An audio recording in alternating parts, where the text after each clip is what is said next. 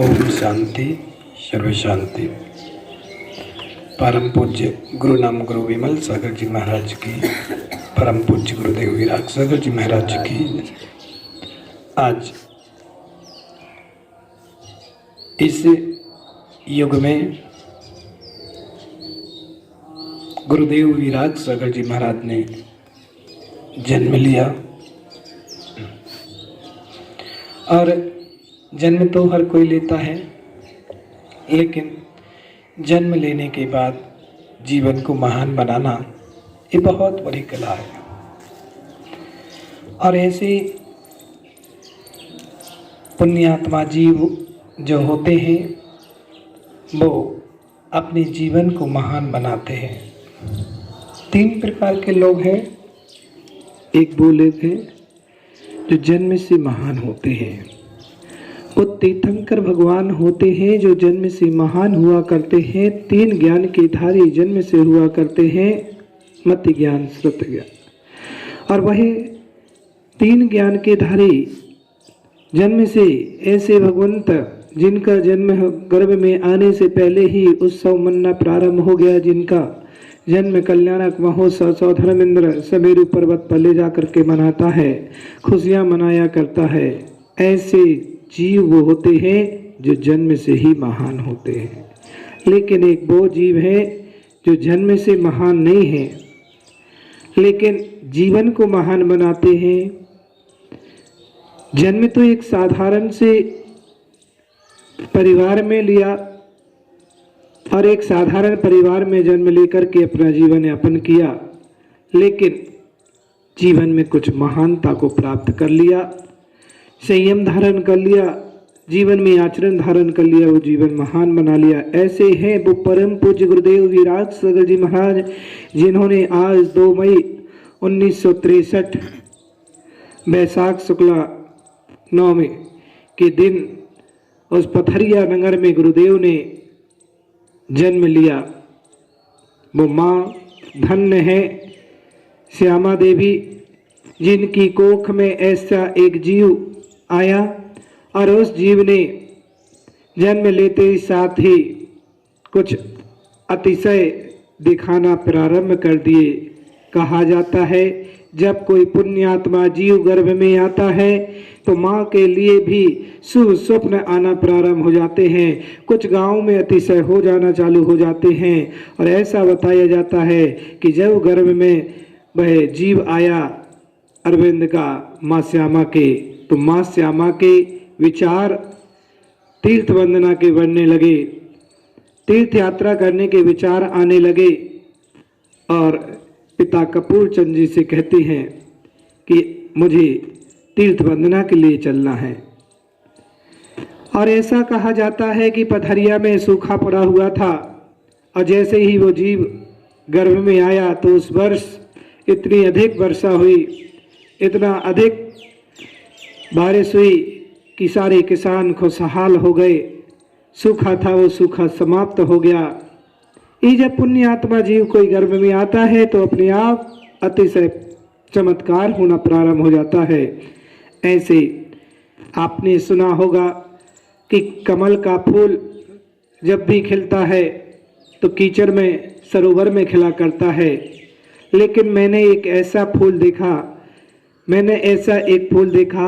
जो कमल का फूल कीचड़ में नहीं पत्थरों के ऊपर खिला, और वो पत्थरों के ऊपर कमल का फूल खिला जिसकी खुशबू पूरे विश्व में फैल रही है। वह आचार्य गुरुदेव विराग सागर जी महाराज, जिनका गृहस्थ नाम अरविंद था, प्यार से उनको टिन्नू भैया भी कहते थे। और टिन्नू भैया भी बोलते थे, टिन्नू भैया भी बोला करते थे। ऐसे पूज्य गुरुदेव के लिए जब वह वैराग की जब उनका जन्म हुआ तो उस नगरी पर जन्म हुआ जो पत्थरों की नगरी है, पथरिया। अरविंद का पर्यायवाची नाम कमल होता है और एक कमल ऐसे स्थान पर खिला जो पत्थरों की नगरी में, पत्थरों के ऊपर पथरिया में ऐसा एक कमल का जन्म हुआ कि जो संयम की धारण करके पूरे विश्व में चारित्र्य की खुशबू, संयम की खुशबू फैला रहे हैं। आज गुरुदेव ने जन्म लिया तभी हम इस युग में हम आ पाए और आज आपके सामने बैठे हैं तो गुरुदेव की देन है कि गुरुदेव ने संयम लेकर के और चारित्र्य को ग्रहण करके उन्होंने हम जैसे शिष्यों के लिए ज्ञानेश्वरी दीक्षा देकर के आत्म मार्ग पर लगाया है, आत्मबोध कराया है। ऐसा वो दिन, वो समय पावन है, पवित्र है। लोग कहते हैं कि पर्याय का जन्म नहीं मनाया जाता है दिवस, लेकिन ये पर्याय का जन्म दिवस नहीं, ये तो मैं उपकार का दिवस मना रहा हूँ कि आज अपने गुरु के प्रति गुणानुवाद कर रहा हूँ कि धन्य है। मैं भिंड नगर में तो गुरुदेव के समक्ष पहुँच नहीं पा रहा हूँ, लेकिन यहीं से बैठ कर के गुरुदेव के पावन चरणों में त्रिभक्ति पूर्वक मैं नमोस्तु कर रहा हूँ कि गुरुदेव आज इस संसार में आपने जन्म लेकर के हम शिष्यों के लिए बहुत बड़ा उपकार किया है। और ऐसी आत्मा जिन्होंने सामान्य एक स्थिति में जन्म लिया लेकिन अपनी आत्मा को परमात्मा बना लिया, अपनी आत्मा को साधकता को प्राप्त कर लिया, परमात्मा की ओर अग्रसर कर रहे हैं, वो महान हैं। तीसरे प्रकार के वो लोग हैं जो जन्म से महान नहीं हैं, जिन्होंने जीवन को महान नहीं किया लेकिन अपने आप को महान समझते हैं। वो सांसारिक प्राणी हैं जो कुछ नहीं करते लेकिन फिर भी अपने आप को महान समझ रहे हैं। ऐसे मैं गुरुदेव के बारे में आज क्या कहूँ, क्योंकि गुरुदेव का गुणगान किस मुख से करूँ। कहा जाता है कि गुरुदेव का आशीर्वाद जिनके ऊपर हो जाया करता है वो कभी पीछे मुड़ करके नहीं देखता है। बैठा हुआ गला गीत गा नहीं सकता, रखा हुआ पैर मंजिल को पा नहीं सकता, और जिन जिन पर गुरुवर का आशीर्वाद है वो अंधेरे में कभी ठोकर खा नहीं सकता। ऐसा गुरुदेव का आशीर्वाद, गुरुदेव की महिमा इस मुख से कैसे गुणगान करूं, क्योंकि मुख से गुरुदेव की गुणगान कर नहीं सकते हैं। ये तो पंचम काल के अरहंत भगवान के रूप है। ये वह धरती के देवता आराध्य है हमारे। ऐसे आराधक के बारे में मैं कैसे अपने शब्दों से गुणगान करूं। एक शब्दों से गुणगान नहीं कर सकते हैं, क्योंकि गुरु का वर्णन ही एक ऐसा वर्णन है कि समुद्र की स्याही से यदि लिखना भी चाहूँ मैं बना करके, तब भी गुरु के बारे में लिख नहीं सकता। क्यों? क्योंकि कहा उनका परिचय भी नहीं दिया जा सकता है। चलती हुई हवा, बहता हुआ पानी, उगता हुआ सूरज कभी किसी परिचय का मोहताज नहीं होता है। इसी प्रकार हमारे गुरुदेव हैं जो कभी परिचय के मोहताज नहीं है। उनका संयम, उनका चारित्र्य ही अपने आप में परिचय है। और ऐसे गुरुदेव ने जब जन्म लिया तब से ही उत्साह होना। मुझे उस समय की एक छोटी घटना याद है। एक गुरुदेव के जीवन चारित्र्य में, जीवन चर्या के उस पड़ाव पर मैंने एक बात पढ़ी थी कि गुरुदेव जब छोटे बाल अवस्था में अपने खेलते कूदते थे, एक दिन माँ श्यामा अपने कुछ काम कर रही थी। वो नन्हा बालक 1 साल का वह अपने कमरे में घूम रहा था कि अचानक जहाँ अनाज के बोरे रखे रहते हैं उस कमरे में पहुँच गया और वहाँ पर एक बिच्छू था और वह उस बिच्छू को पकड़ने लगे हाथ से और उस बिच्छू को पकड़ते रहे। जब श्यामा माँ ने देखा तो देखा कि बिच्छू से वो अरविंद खेल रहा है। तो ये तो महान लोगों की महानता है। यही तो महान लोगों की महानता है कि जब महान लोग हुआ करते हैं तो वो जीव जंतुओं से डरा नहीं करते हैं, सबको वात्सल्य दिया करते हैं, प्राणी मात्र के लिए वात्सल्य देते हैं। ऐसे पूज्य गुरुदेव ने प्राणी मात्र के लिए वात्सल्य दिया और उस वात्सल्य का प्रतीक है कि आचार्य विमल सागर जी महाराज के, आचार्य भगवान सन्मति सागर जी महाराज के पावन चरणों में उन्होंने क्षुल्लक दीक्षा 20 फरवरी 1980 को बुरार नगर में उन्होंने क्षुल्लक दीक्षा आचार्य सन्मति सागर जी महाराज से ली और उन्होंने लौकिक शिक्षा इंटर तक उन्होंने श्री शांति निकेतन संस्कृत विद्यालय कटनी में उन्होंने प्राप्त की। वहाँ पर जब सन्मति सागर जी महाराज आए तो उनके लिए वहाँ गुरुदेव के साथ रह कर के सेवा करने का अवसर मिला और जब बिहार हुआ तो साथ साथ कर दिया और शहडोल में जाकर के उनकी क्षुल्लक दीक्षा, उनका नामकरण क्षुल्लक पूर्ण सागर रखा गया और फिर वहाँ से उन्होंने औरंगाबाद में मुनि दीक्षा 9 दिसंबर 1983 में औरंगाबाद महाराष्ट्र में आचार्य भगवान विमल सागर जी महाराज से प्राप्त की। और ऐसे पूज्य गुरुदेव ने जब दीक्षा ली और दीक्षा के बाद ही उनके साथ शिष्य मंडली उनकी जुड़ती चली गई और मुनि अवस्था में उन्होंने अपने शिष्य बना लिए। आज हम सबका परम सौभाग्य है कि ऐसे पूज्य गुरुदेव जिन्होंने आज इस पावन भूमि पर जन्म लेकर के और संयम को धारण करके अपनी आत्मा को परमात्मा का सफर लगाया है।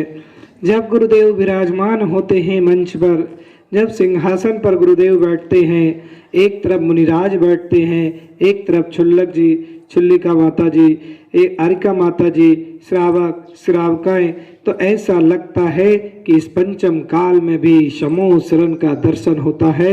उस समूह शरण की अनुभूति हुआ करती है कि समूह शरण तो मैं शास्त्रों में पढ़ा करता था कि समूह शरण इस प्रकार से होते हैं, लेकिन जब गुरुदेव को देखता हूँ तो मुझे साक्षात अरहंत भगवान नजर आ जाते हैं। ऐसा लगता है जैसा समूह शरण लगा जब मैंने पहली बार गुरुदेव को उस समूह शरण के रूप में जब जयपुर में मैंने देखा कि जयपुर में जब सम्मेलन ती सम्मेलन हुआ तो वहाँ 200 साधु बैठे, गुरुदेव की पूरी मंडली बैठी, तो सच में वहाँ तो ऐसा लग रहा था जैसे स्वर्गों का नज़ारा पूरा यहीं पर आ गया हो और वो साक्षात समूह शरण का स्वरूप लग रहा था। ऐसे गुरु की महिमा है और गुरुदेव की महिमा अपने मुख से कैसे कह सकूं। गुरुदेव की व्याख्यान गुरुदेव ने अभी तक 240 ज्ञानेश्वरी दीक्षाएं दे करके और सभी को मोक्ष मार्ग में प्रशस्त किया है। 108 से ऊपर अभी उन्होंने समाधि संलेखनाएं करा दी और ऐसा सिर्फ दीक्षा ही शिष्यों को नहीं दिया, उन्होंने अपनी लेखनी अपने ज्ञान के माध्यम से भी प्रकांड विद्वत्ता धवला जय धवला महाधवला सठखंडागम जैसी वाचनाएं करके और शिष्यों के लिए ज्ञान दिया। और गुरुदेव ने स्वयं अपनी लेखनी से जो आज तक किसी की दृष्टि जिनके ऊपर नहीं गई, जिन शास्त्रों पर ऐसे ऋण सार ग्रंथ पर गुरुदेव ने वह टीका कर दी और वह टीका करके शास्त्र को लिखा। वारसानुपेक्षा जैसे ग्रंथ को गुरुदेव ने वह टीका करके लिख दिया। ऐसे महान महान ग्रंथों की रचना करी है जिनकी लेखनी से आज पूरा विश्व उनके लेखनी को पढ़ रहा है, उनके ज्ञान को जान रहा है। और गुरुदेव की सरलता सहजता भी एक महान है कि छोटा सा बच्चा भी आ जाए तो वो भी गुरुदेव के ऊपर आकर्षित हो जाता है। मैं अपनी ही घटना बताऊं कि जब 1996 में मैं पहली बार गुरुदेव के दर्शन किए, जब अब पहली बार चातुर्मास वहाँ मरिया जी में हो रहा था गुरुदेव का 1996 में, 1 महीने तक मैं दर्शन करने नहीं गया। उस समय मैं 14 साल की उम्र में था, लेकिन दर्शन करने नहीं गया। और जब एक बार रात्रि के प्रहर में मैं दर्शन करने गया, गुरुदेव का वात्सल्य जब मिला तो मैं सुबह जंगल की जाते थे, उस समय मैं सुबह सुबह पहुंचा तो गुरुदेव ने हाथ पकड़ करके बहुत अच्छी से बात की। तो मुझे मन में फीलिंग हुई कि इतने बड़े संघ के नायक, इतने बड़े संघ के आचार्य और एक छोटे से बच्चे के ऊपर भी वात्सल्य इतना है, स्नेह इतना है। और चाहे बुरा आ जाए, चाहे विद्वान आए, चाहे बुरा आए, कोई भी आए सब प्राणी के लिए गुरुदेव वात्सल्य दिया करते हैं। धन्य ऐसे गुरुदेव की इस दीक्षा, गुरुदेव की दीक्षा का भाव जब हुआ, गुरुदेव ने दीक्षा ली तो सारे प्राणी का कल्याण हुआ। और अभी ऐसे भी बहुत सारे लोग हैं जो मोक्ष मार्ग में चलने के लिए तत्पर हैं, घरों में साधना कर रहे हैं। ऐसे महान आचार्य भगवान आज भिंड नगर में विराजमान है संघ के साथ। मुझे तो परम सौभाग्य, पहली बार ऐसा सौभाग्य मिला था कि गुरुदेव के साथ चातुर्मास करने का सौभाग्य मुनि अवस्था में, और संवेद शिखर की उस शाश्वत भूमि पर गुरुदेव के साथ संवेद शिखर जी में चातुर्मास किया 2018 का। और गुरुदेव ने बहुत अच्छा ज्ञान दिया, शिक्षा दी, और वही ज्ञान शिक्षा तो पहले भी गुरुदेव से मिलती रही, लेकिन आज में लॉकडाउन के चलते हुए गुरुदेव के लिए कोई भी सामाजिक कार्य नहीं कर सकते हैं, कार्यक्रम नहीं कर सकते हैं, लेकिन विनयान्जलि के लिए तो कोई रोक नहीं सकता है। हम अपनी श्रद्धा भक्ति से पूर्वक से गुरुदेव के पावन चरणों में विनयान्जलि के पूर्वक यही भावना कहते हैं, हे भगवान आपकी लंबी आयु हो और आप ऐसे मोक्ष मार्ग में हम लोगों को आगे बढ़ाते रहें। आज इस युग में तो आपने एक मुनि पद दिया है और ऐसे संस्कार करके मुनि पद को पंच परमेष्टि की श्रेणी में ला करके खड़ा कर दिया।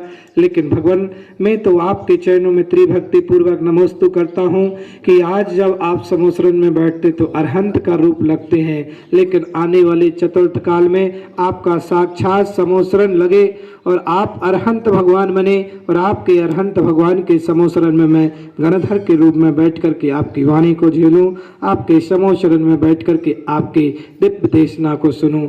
मैं तो यही भावना भाता हूँ आने वाले समय में आप अरहंत बने और अरहंत बन करके सब जीवों का कल्याण करें।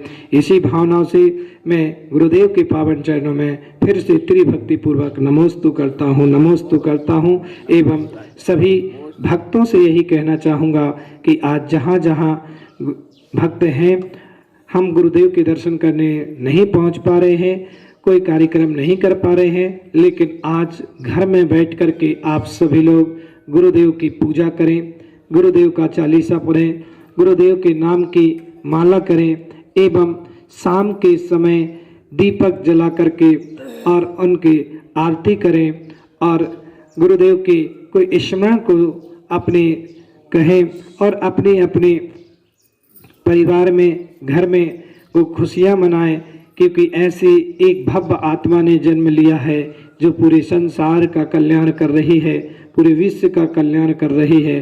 तो हम सभी आज गुरुदेव के जन्म दिवस पर, अवतरण दिवस पर हार्दिक बधाई एवं शुभकामनाएं देते हैं कि भगवान आपको क्या शुभकामनाएं दे सके। आप तो खुद भगवत के रूप में हैं, लेकिन फिर भी यही भावना भाता हूँ कि आप की यश कीर्ति पताका पूरे विश्व में फैल रही है, ऐसे ही निरंतर बनी रहे। और आपका चारित्र महान है, आपकी चर्या महान है, आपकी क्रिया महान है। आप जैसे महान संतों के कारण विश्व बचा हुआ है। आज अपन देख रहे हैं कि भारत देश अभी सुरक्षित है, हर चीज में संपन्न है, संबल है। तो इन महान संतों के कारण ही हमारा देश बचा हुआ है। कि कहा जाता है कि महान संतों की साधना के कारण ही आज अपना देश बचा हुआ है। और देश में आज किसी भी आपदा को आती है, लेकिन वो बाहर के बाहर ही निकल जाया करती हैं, कोई तांडव नहीं कर पाती हैं। जैसे कि आज देख रहे हैं कि पूरे विश्व में कैसी ये महामारी फैल रही है, और वैश्विक महामारी के चलते अन्य देशों में देखा जा रहा है कि लाखों की संख्या में लोग इस संसार को छोड़ करके चले गए हैं। और लेकिन अभी भी भारत देख रहे हैं कि भारत एक सुरक्षित बचा हुआ है। ये सिर्फ महान संतों की साधना, उनका तप, उनका त्याग, उनकी तपस्या के माध्यम से आज अपने भारत देश पर किसी प्रकार की विपदा वह हावी नहीं हो पा रही है। तो ऐसे महान संतों के अवतरण दिवस पर अपन सभी गुणानुवाद करते हैं, उनके गुणों का अनुवादन कर रहे हैं।